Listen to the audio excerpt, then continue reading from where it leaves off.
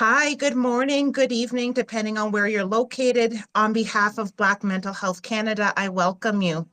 My name is Shani Ellis-Alman, joining you by way of Black Mental Health Canada studio for our podcast, Coping in Color, Navigating Black Mental Health.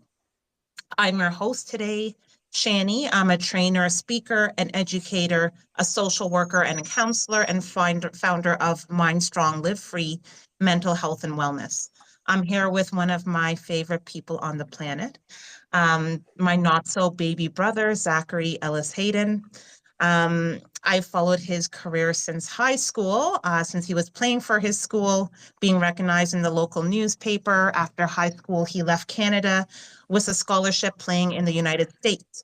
And he stayed on in the US for several years, even after completing school, playing for multiple teams, including recently having played for the Barbados national team. Zach is now back in Ontario, raising his daughter and still involved with soccer through coaching and training. But I'll let Zach tell you a little bit more about his career himself. How are you doing, Zach? Good, Shani. Good morning. Good morning to everyone tuning in. Thanks for the introduction. Much appreciated. So, yeah, for me, soccer is, as you know, has been a huge, huge part of my life since I was a minor. I grew up here in Canada, Kitchener, Ontario, and played youth soccer here my whole life. Eventually, yes, I went over to the States for a scholarship. I played for a team in London, Ontario, that we did a lot of showcases in America. So that exposure was huge because there's a lot of good players, but getting that exposure and getting looked at by college coaches, scouts, or you name it, is, I think, key. So I was given that opportunity by that team there to go to showcases in America, and I was fortunate enough to land a scholarship with Cleveland State University and spent 4 years Cleveland, Ohio. Really positive experience there. Some not just on the soccer or footballing side, but from a life growing up and becoming part of the man I am today, largely because of the environment I was in there. And I stayed in the States after my 4 years, studied kinesiology, and went on to play for Orlando City. That was my first professional opportunity, and then went to Fresno, California, another few years there, and then Oklahoma City. And that pretty well concluded my time in the States, which was total duration of about 10 years. Sounds crazy when I say it out loud, but yeah, I spent about 10, 11 years in the States altogether. And towards the end of that time, I was given the opportunity. I was trying to get my Barbados citizenship, which I did get towards the latter end of my career, and then got a call up with the national team.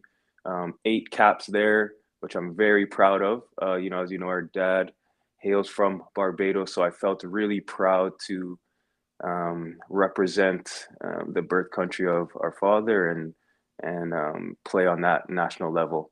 And now back in Canada, I'm on the giving back, I think, through the coaching side, individual development. I'm coaching U13 boys team and mentorship. So through all those things now, and even prior, soccer has just been a mainstay in my life since the get-go. I love it. Thank you so much. Zach, is there a quote, a proverb, or the works of an influential person that guides you in your work and gives you inspiration? There's a lot of quotes that kind of go back and forth with me, and like some are more pertaining to the situation I'm in currently, and some affect later situations. So one that I always go back to, and it's simple, 2 words, is back yourself. And I think if you don't back yourself, your qualities, what you have to offer, and what you can do, then it's hard to expect other people to. So whenever I feel that lack of confidence or just down, that's one that I always go back to. And it's a life one, a sports athletic one, whatever you name it. I think it pertains to kind of all situations of life. I love it. Thank you. Um, I often hear people comparing their experiences of racism in Canada to that of racism in the United States, as well as other places around the world where they might be like the racial majority. Can you tell me just more about your experience as a Black man, both playing in Canada, in the United States, and in Barbados? And that might be in the context of the environment, the audience, your teammates. What has that been like for you? Yeah, so playing in Canada, obviously majority of my playing in Canada was as a youth, as a minor. So a lot of the little nuances and maybe racial discrimination or things that I experienced was something that I just kind of grew up around and became maybe used to. Um, I wasn't the only black player on my teams. Like there's definitely other black players, but definitely the minority, of course. But you would hear things like, and it became, like I said, it sounded like it was normal at the time. Oh, Mark the black guy, or the only like the black kid, and that became kind of a norm. Mm, Um, and so as a kid, you feel that kind of like anxiety or like heat of embarrassment when you feel singled out of a situation. At least I did. So when you hear something like that, even mid game, you're kind of like just like feel like all eyes are on you. Like it feels like you're beaming with eyeballs because everyone's looking and focusing on you, which probably is not the case, but that's the kind of situation that is going on in someone's mind, in my mind, when I hear like this kid singled out because of his color or some type of quality, and so it makes you kind of think, oh, that's me. Um, in America, I felt as though like the racial discrimination or the climate was more dictated by politics. mm, Like politics was such a huge thing in the States. It was like, you're voting for Trump or voting for this person, and you mm, slowly see like segments based on who you're voting for and what you support, which it makes sense. Certain parties and that have different, like they focus on different things. So I guess by who you're voting for shows what you stand by and represent. mm, So throughout the places I played in the States, I felt really comfortable in certain environments. Like in California, for example, there was a lot of diversity, and so I felt in a place that was like just relaxed. I would say not tense at all. yes. Oklahoma, I was older, going into 26, 27. So I think I was more aware of things, but it was definitely a different environment. And playing different places, I've been told don't go to this area, like don't leave the hotel to go here or go there.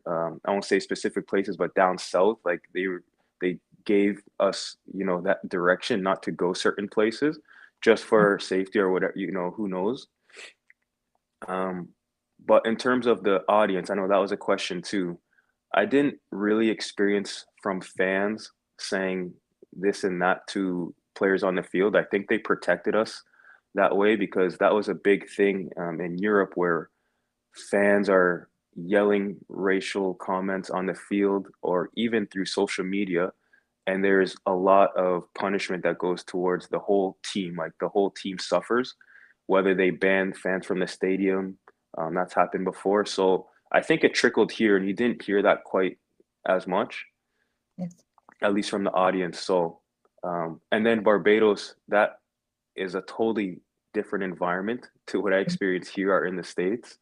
I felt obviously at that point I was the majority. It was majority black players and black staff, black fans, and so I felt a bit more, well, a lot at ease and at home with my surroundings for sure.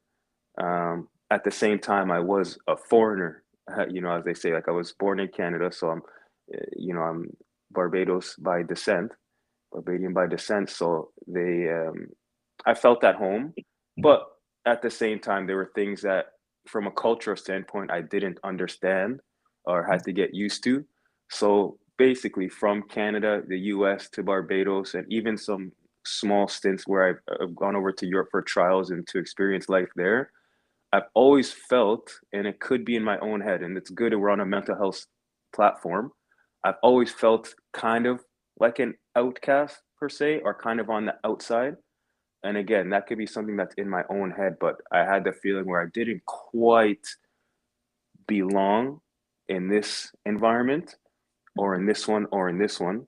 But it's something that as I got older, I just learned to cope with. And I actually feel probably more comfortable on my own rather than feeling totally engulfed in this culture. I feel as though I'm on a bit of an island, so to speak, um, which, again, something I kind of feel used to at this point. Yes. For what it's worth, Zach, I think it's never in your head, right? It could be the reality of the situation, or sometimes it's just accumulation of your previous experiences, the way people have talked about you or talked to you, that has given you kind of, the impression that if this is happening, it's probably similar or the same situation that has happened before. So thank you so much for sharing that. Yeah. What was the experience coming up here in Canada as a young player, especially aspiring to want to play professionally? Even starting in schools, what was your experience coming up with that ambition and that drive? I think it was never quite like the norm. Most kids, I mean, maybe it is, but at least not where I was. There wasn't everyone who wanted to grow up to be a professional soccer player. Mhm. And for me, it was whether it felt unrealistic or I had a pathway there, or it was just really all I had aspired to do. So there was in my head nothing that was going to stop me from doing that. Whether there was something that actually could or not, I just didn't see it that way, which is a bit naive, right? Mhm. Ideally, I would have a pathway there. Okay, if this situation comes up, I'm going to go this way.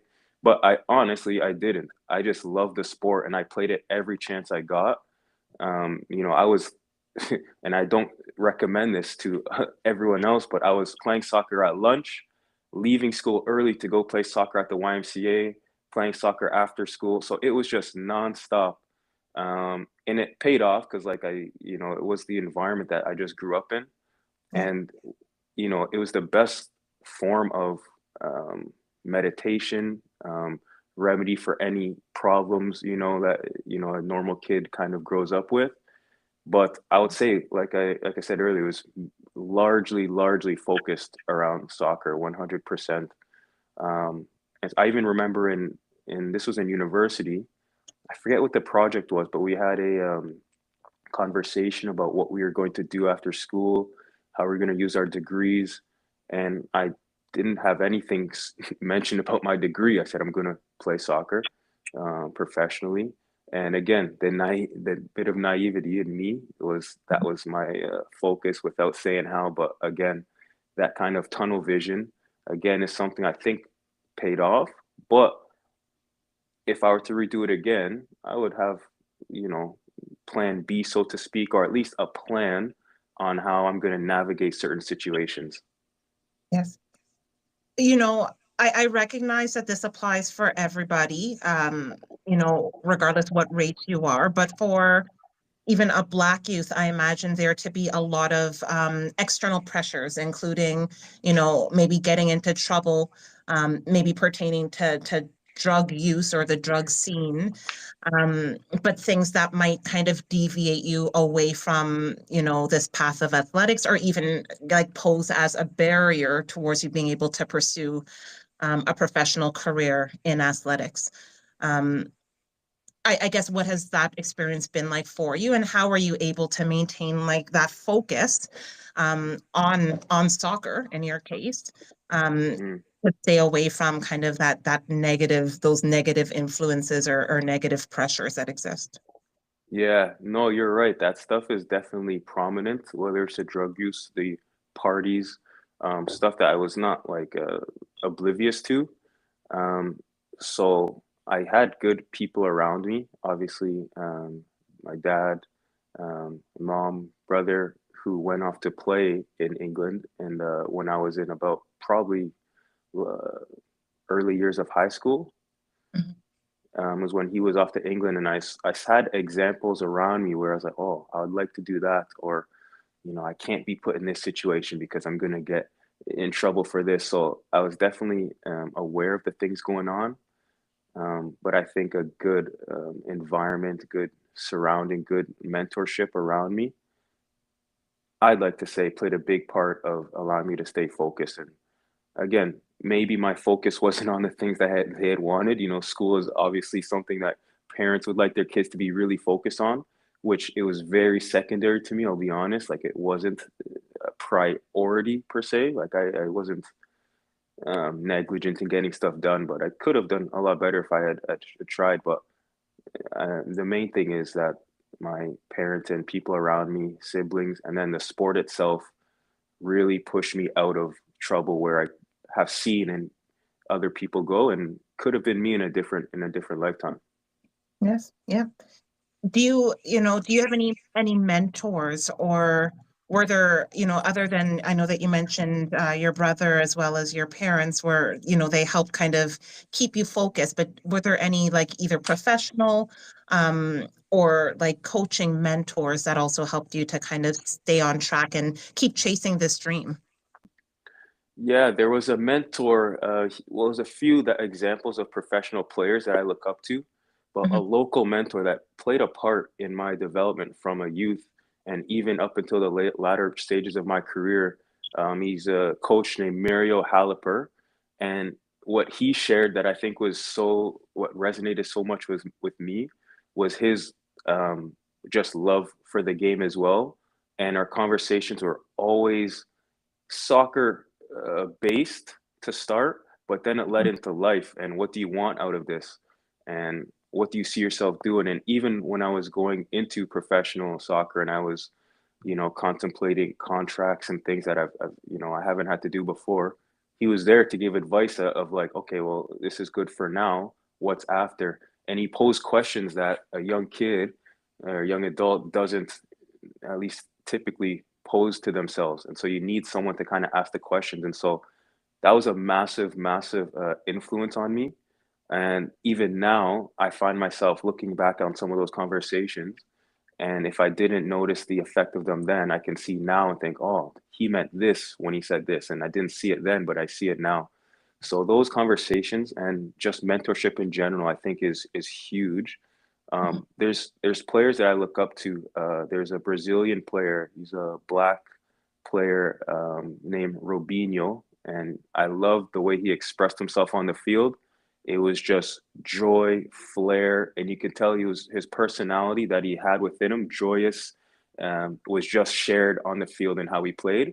And he grew up in a very low income area in Brazil, the slums, as they call it. And then, they have a different kind of structure and environment there, but it's more soccer based. But again, he was one to kind of make it out of there, go on to play for the biggest clubs in the world. And so I followed his career quite a bit because I loved the way he played and I looked at how he grew up and what he did and where he came from. And that was an influence to me to say, look, I come from a way more well-off situation than him, and he's pushed through barriers. So what's stopping me from pushing through things that may be a barrier at this moment in time? What I really hear from that is just like the genuine love of the game. I know that for a lot of people aspire, especially those aspiring to be professional, and even maybe parents who really want their children to go professional, Hmm. there might be this almost a pressure. How do you balance that, the pressure to, want to make it all the way and want to pursue this all the way, and just that genuine love for the game, going out there, enjoying doing what you love, doing what you're good at, and also enjoying yourself. Yeah, the pressure is real. And I say that now from a coaching point, to be honest, versus when I was playing. Like, I think there comes a certain point in every player, and I'm not sure if it's an age, a mentality thing, where they switch from playing the game because they love it Mhm. and then transition to playing the game because they really want to improve and obtain something within the game and push themselves. And then I think that's where the pressure comes in. Because when you play the game or play any sport, do anything because you love it, there shouldn't be pressure. And, in my opinion, you love what you're doing. It's not a pressure situation. It's, I enjoy this. I'm going to do it.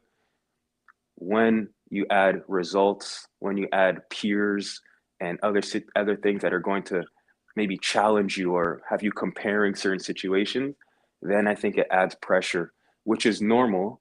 But for me as a coach now, I have U13 boys, and my main focus is for sure have them improve as players and individuals, but to take I don't want to say take the pressure off because it's something they're going to have to deal with, but Yes. to make sure their love for the game is absolutely there. Like if they fall out of love the game and don't enjoy what they're doing, then there's no point at that point, like you're kind of done, so to speak. Not to say you're done, but you're not going to be able to do the things that you could do if you actually loved what you're doing. So I think that enjoyment for anything you're doing, doesn't have to be soccer, is really important to then allow yourself to push through. And the pressures that, we speak about mental health, like throughout my career, I was kind of negligent to certain pressure, because as an athlete, we have the mentality of, hey, no pain, no gain, push your limits, push the barriers. And so you have doubts and stuff come in your mind, and your first thought is like, no, I'll push past it. You think, and you don't really take the time to acknowledge, hey, like, I'm not okay. Like, I feel down. Like, I'm nervous. And Yeah. I think that is a athlete mentality, to kind of oversee those things. And I don't think it's necessarily healthy. Um, I've only started to pay attention to certain ways that I feel in my mental health over the last few years. Prior to that, I was exactly like I just explained, just pushing through things. It's a phase. I got a game tomorrow, and you don't sit down and spend the time to talk about it or think about it. Yes. There's a stigma that exists that, especially Black men don't talk about mental health. And while I think that's changing more recently, especially, what does that look like within, the realm of professional sports and, in the locker room, and when you're traveling with, a band of guys, is there any attention, um, any recognition to the mental health experiences of these athletes, just based on your experience? I think on a micro scale, with your close friends within the team, you'll speak Mhm. about certain things that are bothering you in life, which I think is normal. You have your close friends. On a macro scale, I think they now have and starting to get more, in detail and acclimated with sports psychologists, which is, I think, a huge benefit. Whereas before, I think there was a bit of a stigma when it comes to speaking to a sports psychologist. It's Mhm. like, oh, he's speaking to the sports psychologist. Is he okay? Like, oh, he must have something. Like, what are they talking about? And there's questions. And I think it made certain individuals, not everyone, but certain individuals uncomfortable about opening up to a sports psychologist or even having one. Yeah. So teams in the past, we've had a sports psychologist come into the group as a whole, do activities about confidence, team bonding, things like that. And then they've always left their door open for individual meetings and consultations. And sometimes well received, but in other cases, just kind of avoided by the players. So I think now that they have that, and it's changing, like you mentioned, where I think it's becoming a bit more of the norm, to speak about your mental health as a human and an athlete. Yes. Whereas at least certain moments of my career, it wasn't really. Besides, like I mentioned, with close friends or individuals where you might, tell certain things to, but I don't think it would be as deep as something as like, oh, I'm scared, I'm worried, or like how you really truly feel, Yes. in certain situations, maybe. But I think it's more of a surface level type of conversation with your close mates. So yeah, it's changing, like you said, which is Yeah. good. But in my experience, it wasn't a huge, prominent thing in terms of speaking about how you feel, as an athlete or individual.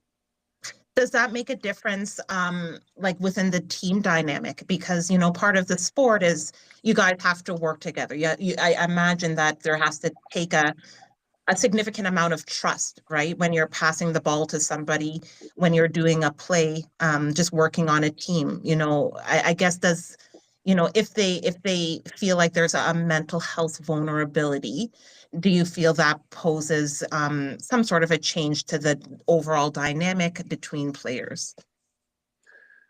In a way, yes. I think in the perfect world, you'd like to be pretty close with your teammates in a way where they understand what you're thinking and how you feel, and vice versa. But it's also a reality where I've played on teams and been in situations where there are teammates that visibly and openly do not like each other, Mm. but we found a way to win as a group and play well. And so the situation from a sports and athletic standpoint, there's an ideal situation. Well, at the end of the day, when you get a group of 20 something individuals, men for that matter, together, you're going to have disagreements, going to have fights, going to have guys that just don't get on with each other. And Mhm. so that then is, another story for the coach to kind of figure out how we're going to get the best out of this player and this player, although they're playing together, which is could be a problem for the coach. But I could just speak for the environment where there is maybe an ideal one that you would love, where everyone's close, we get together, it's cool, but it's not every environment for sure. But from a results and winning and performing standpoint, Mhm. it I don't think anyway that it totally has an effect on how the team plays. Like Yes, not 100% going to affect it, but there's ideal situations and there's ones that you have to deal with. yes. Um, what has worked for you throughout your time playing soccer in terms of managing your own mental wellness? Great question. So like I said, it wasn't something that I clued into until maybe I was 25, 26. And I wish I'd done it a lot earlier, because again, my whole focus was how am I going to perform well, my athletic performance, not realizing that my mental health and how I feel and my confidence is going to play a huge part in how I play and perform. Once I started to recognize that, hey, like I feel low on confidence in this situation, I just addressed it. I remember reading a lot of self-help books on building confidence. I did speak to a sports psychologist that we had available through the club, which I think helped as well. And I started writing positive affirmations. I had a whole mirror of positive affirmations, just things that are going to play positive reinforcement in my mind as soon as I wake up. Yes. And yeah, like a lot of it was not even soccer based. It's just like I am a good person. I work hard. I do my best. And those things for me, it's different for everyone, I'm sure, but those things for me put me in a positive mind frame. Um, and in athletics, it's difficult because you go through poor performances where you don't play very well. And when there's something at stake, something on the line and fans, results, financial implications, you definitely can let things get in your mind and it can start to affect your confidence. Oh, do I really belong here? Like, and that's the last thing you want as a human or an athlete. So I'd say definitely the positive affirmations was a big one. Speaking to people and just acknowledging how I'm feeling, I think first and foremost. Yes. No, thank you so much for that. Um, Zach and audience, we're going to take a quick break. We'll be back in just about a minute. Feel free to put any questions you have, in the chat, or if you're on social media, feel free to post them. We'll be happy to answer them near the end of the conversation. Thank you.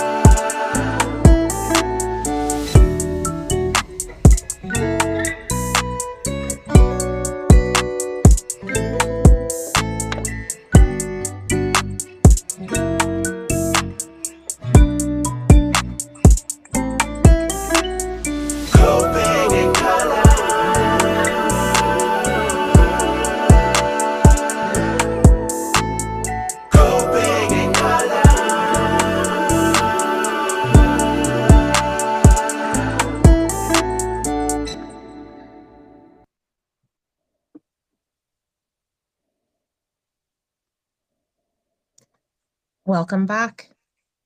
Um, so Zach, where you left off, you had been talking about a feeling that definitely resonates with me, which is kind of that feeling of imposter syndrome, where you're questioning yourself, maybe self-doubt, asking yourself if you belong there. Um, Mhm. I imagine that to be real. Can you tell me also what is the experience that you've noticed with other teammates in terms of managing and dealing with mental health, as well as for the youth that you're coaching now in terms of their own self-management of mental health and mental wellness? Yeah. So, when you speak about the mentality or how people are feeling, confidence, their mental health as a whole, it's interesting because you don't know what someone is really going through until maybe they start to speak to you about it. It's hard to Mhm, indicate these things. So I could speak from teammates in the past who have opened up to me, and I think they just look for some type of um, reinforcement. The conversation, first of all, some just need someone to talk to, and I found that I'm pretty good at listening. I don't always have the best advice, and so if I don't have advice to give, I'll usually just be there to listen, which I can do, open ear. So yeah, teammates that I've had in the past, of all races that I've had open up to me about situations they're going through, I've just found it good to be someone to speak to. Um, and if they need reinforcement about their confidence and how they're playing or situations they're going through, I do my best to do that. So again, some people I, I had no idea were going through certain situations. When they start mhm. to open up, you think, wow, like I didn't know, but this person obviously feels confidence in confiding in you. So at least I try to do is listen. Um, and even now coaching, um, yeah, like we spoke about pressure. And again, it's something I try not to make they're young kids, not to make them focus on the Mhm. pressures of performing. Like I give you an example, we had our first game just 2 weeks ago, and one of the players, he was borderline shaking just before the game, but he came to us, me and my assistant coach is like, I'm so nervous. He had a bit of a smile on his face, but you could tell he was nervous. I said, Yanni, well, maybe I shouldn't say his name. I said, hey, you're gonna play great. There's not This is normal. Nerves, you're gonna do great. I tried to just reinforce him, but again, these nerves that like players go through, I just tried to let him know that this is a normal thing. But you're going to do well. And he did do well. And I think it's important for them to understand that these different feelings before a game, nervousness, the jitters are normal and are likely going to come again. But just to accept and kind of feel what's coming, know that it's just a feeling and you can still go out there and perform to your best. Absolutely. I love that. Um, I don't know if you ever thought about this, Zach, but we share a very common experience, you and I. Both of us as adults filed for our dual citizenship in Barbados. We attempted to reconnect with our roots, myself attending UE and yourself playing with the national team. I know you spoke to it a little bit about the experience, but what inspired you to do this and what was the experience like for you? Um, it's something I had tried in the past. Like I remember speaking to dad about getting the right paperwork to get my citizenship, but it's just something I never really followed through on. There was a bit of barriers with the paperwork and things that I had to take upon to do, and I just never really took initiative on it. And then I actually someone had reached out to me and said that, hey, they were a scout and said that, hey, you have Barbados citizenship or sorry, Barbados descent. We can Mhm. help you with getting your passport and whatnot. And so that kind of struck it back into my mind.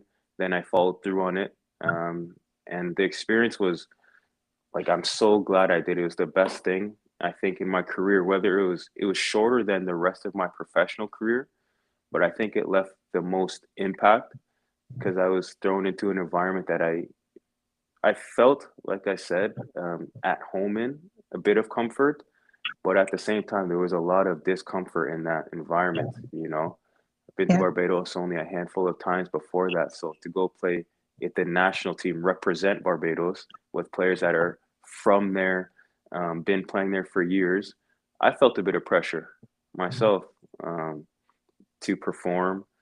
And so I would say that when you go into these different environments with at least soccer, probably similar to other aspects of life, you're judged mostly based on what you can do, right? So until the players in that situation saw how can I affect the team? What can I do? I didn't earn the respect, I don't think. It wasn't just given, hey, you're here representing the national team. Welcome, buddy. No, it was, okay, here's a player. Let's see what you can do. I put my head down and just worked hard. I didn't, wasn't any arrogance about it.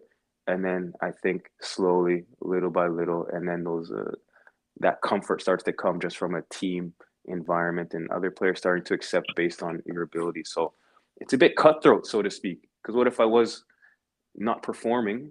I would have a bad experience probably of the whole thing. Yes.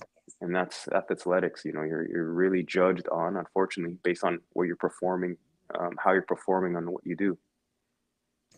You brought the word arrogance into the conversation, and I know that I feel like people's perception of professional athletes and arrogance might be very tightly connected. I guess what's the role of arrogance and humility in terms of, your game, you're playing, what you have to offer? Yeah, so for me personally, I try to approach it with a bit of humbleness, at least now, anyways. Like there was a time where it was probably a different mindset from me, Mhm. where I felt I had to go in and beat this person. And I was very competitive. Um, I'm a bit more laid back. At least the last few years, I've been really laid back compared to how I was. But that mentality of arrogance and backing yourself, like I mentioned earlier, is important. So I wouldn't say arrogance is the key, but Mhm. the confidence is. Um, you know, if you don't have that confidence to back yourself and show it, and there's Yes. body language and things you can do that show it, it can become visible to your peers, competition.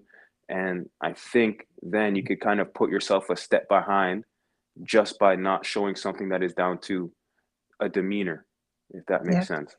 And so it might be overdone by some people showing off a demeanor where they're overconfident, I'm better than you. And that I think is about like a bit far, a bit much. But if I'm speaking of athletics, I'd rather be this person who's maybe showing a bit too much of it than be the one here who is visibly, hey, he's not up to par. He doesn't have it. You could tell, and he hasn't even touched the ball yet. So Yes. from a sports thing, we talk about cutthroatness, and it is a bit like that. But again, when you're talking about the two variants, I would most athletes would probably strive to be here versus this one. And I think that that extends way beyond sports because, two things that you mentioned during this conversation was not feeling good enough. So that inferiority complex or that feeling of inadequacy. Um, versus also knowing what you do and what you can do and what you have to offer. And I know sometimes, it's easy to feel in certain environments that you don't belong or you don't fit or, how on earth did I get here and can I even match the level of these other people who are surrounding me, right? Versus, Yeah, telling yourself, I got here off my own merit. I got here off of my own hard work. Clearly I have what it takes to be here because I'm here. So yeah, now let's put it out. Let's show them. Let's, exert that self-confidence and show them what I have, what I've got, what I can do. that's what I think too. And I think it's you speak about that mental battle. I think it like no matter what you're doing, I just put it in the the, the mind of a soccer player, an athlete, but that Mhm. battle begins before the game starts or the practice starts, right? So if you are battling back and forth with that, oh, am I meant to be here? That's a battle you're having to deal with, which takes energy, which before you've even started the game. And so to get to a point of that arrogance, again, not something I think is the right way to go about it. Like I don't think arrogance is, a positive thing, so to speak. Mhm. Um, but to get to that point, I think takes a lot of work in itself too. Like it's not, I don't know if people are born arrogant, maybe, but at the same time, everyone has taken a punch to the jaw, so to speak, like been knocked down a peg, and to still have that arrogance Yes. is a mentality that is shows, I think, a strong mentality, which people like, dislike, and take or not take. But I think from a mentality standpoint, and it is something that is a challenge to reach as well. Yeah. You have to talk the talk if you're going to walk the walk. That's true. Absolutely. Um, as a coach, how do you support young athletes and prepare them for the challenges, especially if they are or considering pursuing a career in the sport? Yeah, so I found that they like 80 to 90% that because I've done surveys with my team and even players that I coach individually. What do they want from the game? Where would you like to take it? A large majority of them say they want to be professional. So with that, that's like a huge statement. And, the truth is a small percentage will make it to that just based on the statistics and where we are in numbers. So I try to at least support them along the way in the best way that I can. So if they're telling me, hey, I want to take this game to professional levels or university levels, I can now use that in training when I have them and say, hey, this is not good enough based on what you told me you want. And this is something you told me. And it's nothing to do with the quality. I don't comment on the quality that they bring. Like they miss a pass, like that's normal. But when it comes to effort, the mentality, the showing up on time, ready to play, ready to work, those things are very controllable. And so I try to make them focus on the controllables, um, showing up, ready to train, paying attention, giving 100% effort, helping your teammates. These are all things that are going to carry you throughout any stage of the sport. So it's something that I work with them to put their focus into. The the soccer quality that's gonna dip and get better or that changes. But the effort is the absolute controllable. So that's our focus for sure. Is the things that we can control. Thank you. Um, Zach, I'm going to get a little bit deep for a minute. Yeah. Um, we we lost our father pretty suddenly. It wasn't really expected. How did that impact you at the time, and how were you able to find the tools to be able to navigate that? This was at a time that you were still, in a soccer career. Just kind of what did that look like managing that grief and that loss? I know that he was a huge encourager, probably your biggest fan and a big motivator for you. Yeah, and I can still hear his voice at games, when I was a youth, yelling before the game and giving me Eyes encouragement. on the ball. Yep, yep, encouragement.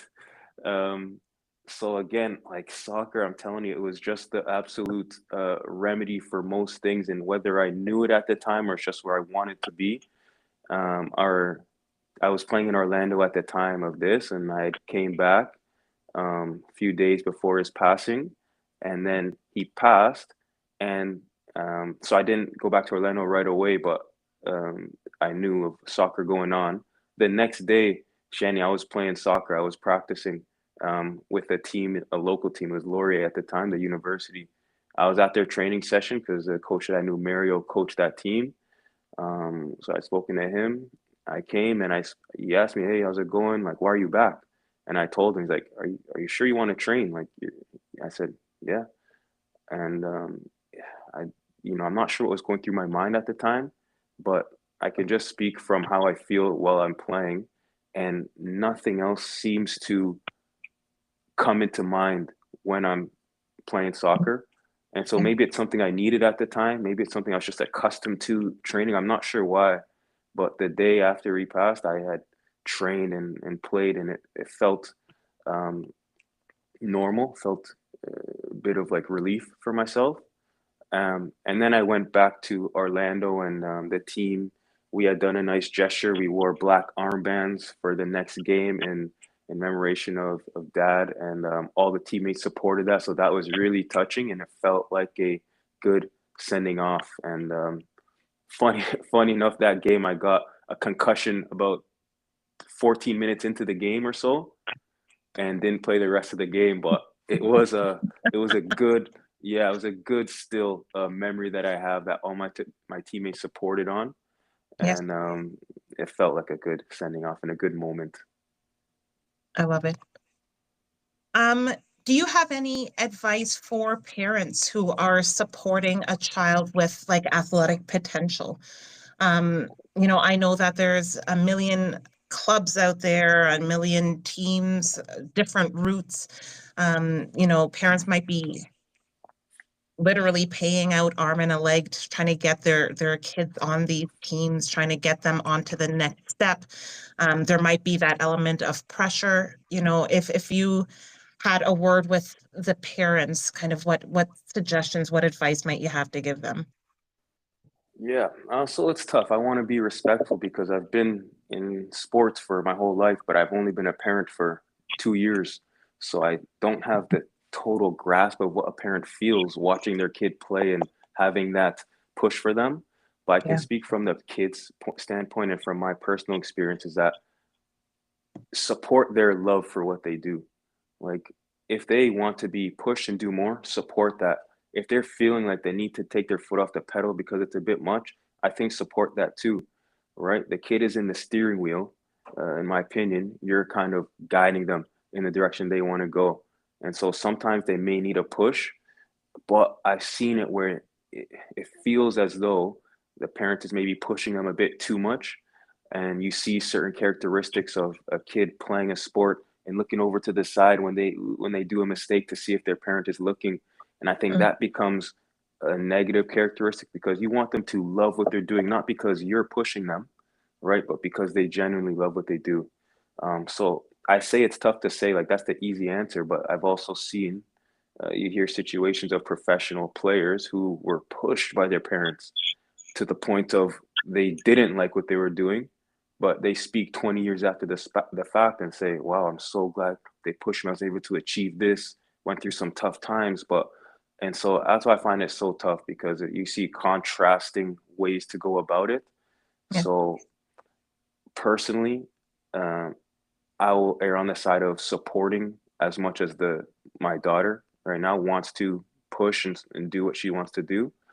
Um, just because I don't think I want uh, the friction that can come from really pushing your kid past barriers that they're not ready to go through yet. Mhm. Maybe you see they're ready for something different, but yeah, it's a tough one. There's a different ways to go about it, but I think support is the main thing. Yes. Thank you. Um, what words would you have for people who are listening right now and your story resonates with them, or they're going through a similar experience to something that you've expressed having gone through? Yeah, so I think in my life and not just my soccer career, but my life, there's always been um, something that I've been focusing on, driving towards, and I don't see an opportunity coming from here, but it comes from this side. But your focus and drive will create opportunities for you in ways that you don't see and think are possible. So whatever you are doing, I think stick at it, right? Be realistic, but stick at what you're doing, work hard, and I do believe that avenues and opportunities will be created based off of your relentless hard work. That's what I found. I didn't every opportunity, Shani. I didn't know I was going to go to Cleveland, Ohio. I didn't know I was going to go Orlando. None of these opportunities, none of them were ones that I'm like, okay, I'm focused on going to Cleveland State University. That's my school. At that time before I went there, I was going to go off to England too. I was saving up and made a deposit to go to this scouting opportunity. And I actually ended up leaving the deposit, so lost some money there. But this scholarship came out of left field when my focus was going abroad. And so, again, I had the hard work and ethic and love for the game, but the opportunities created itself, I think, based on what you're doing and how hard and relentless you kind of are towards that goal. Yes.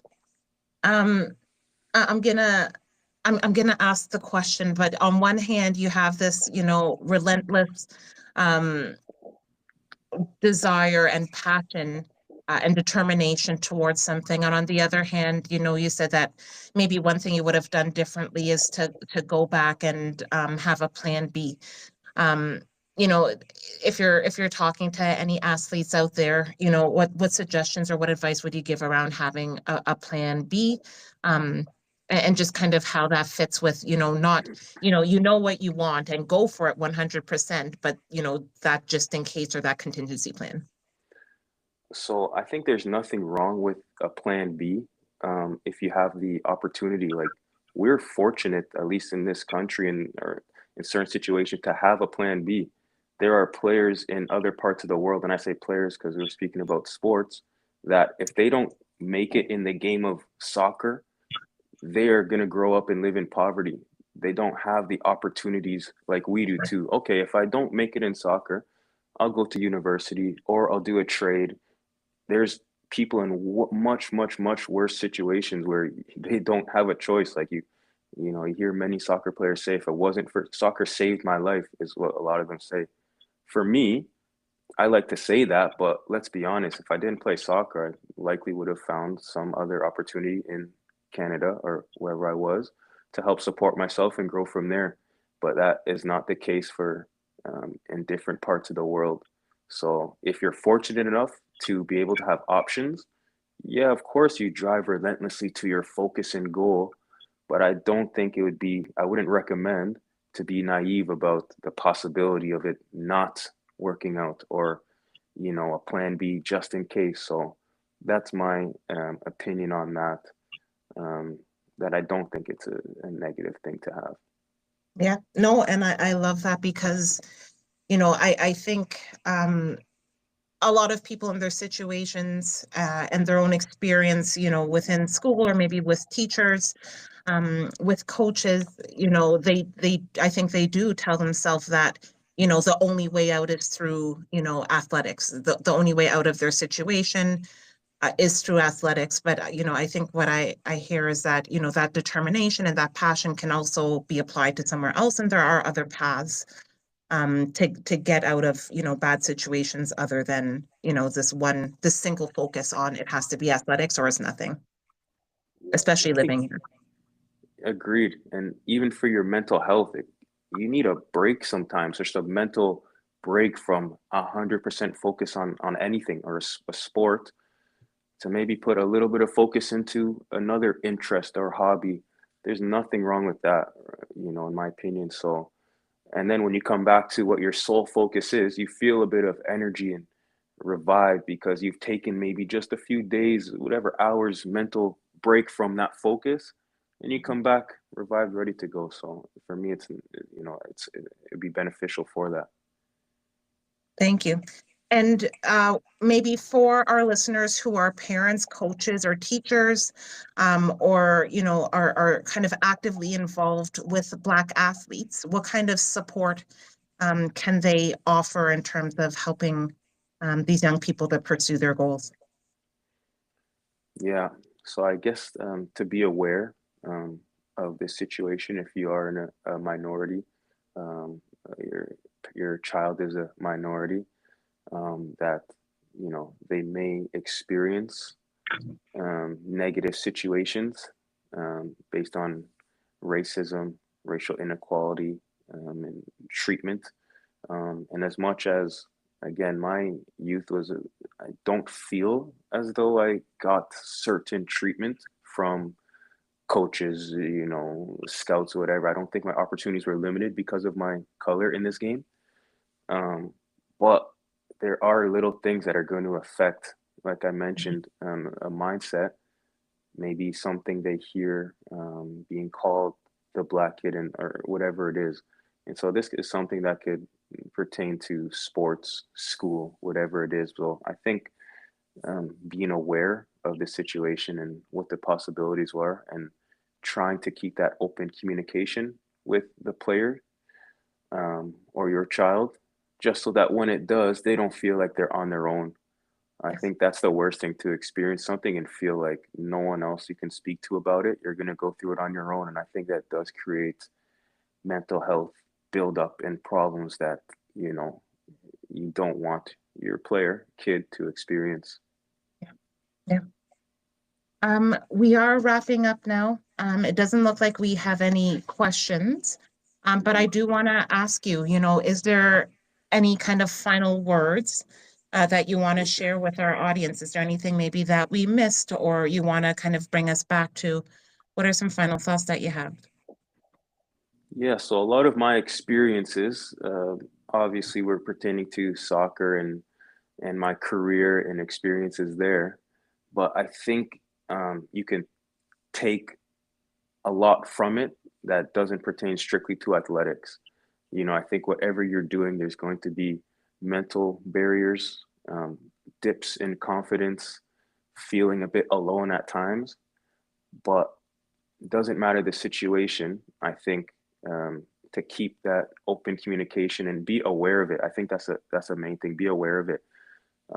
Again, throughout times in my career, it's just something I was not aware of and didn't feel I had to acknowledge. And then when I finally did, I felt a lot of gains in myself personally.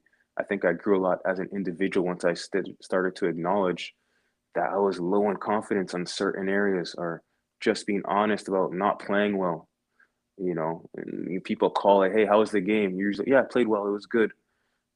And you get in that mindset where it's like, hey, no, you know what? It wasn't too great of a game. I felt low on confidence. And those situations you grow from. Maybe someone you're speaking to offers some good advice, but I think most importantly, you become honest with yourself and how you're feeling and what you're going through, which I think is a huge, huge thing. Last thing I'll say, like we speak about Black men not speaking about things, that is very true. I don't think I was I think the option to speak about things were there. Like I had parents, obviously siblings I could have spoken to, but I don't feel it was encouraged or asked, how do you feel? Like, do you feel in this situation? And so I think I would say that for all individuals to acknowledge their thoughts, feelings, and if you can speak about it with someone, good. But first and foremost, be honest with how you're feeling. Thank you. Zach, I don't know if you have like a handle that you want to leave, or if somebody wants to learn more about you or be in touch with you, a way that they can connect with you, but feel free to put that out there now. Yeah, so my individual coaching platform and where I post training videos and mentorship is Unlocked Football. So unlocked.football. You can find me on Instagram or YouTube. And then my personal handle, where I'm also very open about my training techniques, very soccer focused, is Zach EH. Thank you very much. It's been a pleasure having you. And thank you to our Black Mental Health Canada audience, for everyone and anyone tuning in. Thank you. And yeah, Zach, has been great. Thanks for having me, Shani. Thanks for having me, guys. It's been a pleasure. Thank you.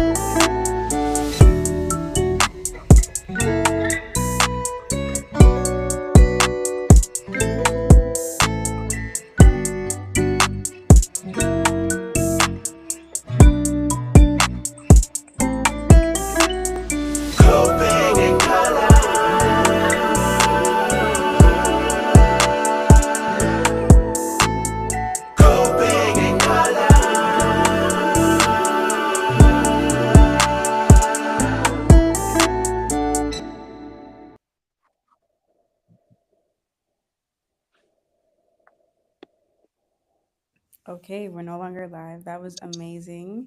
It was a very, very good conversation. Thank you both.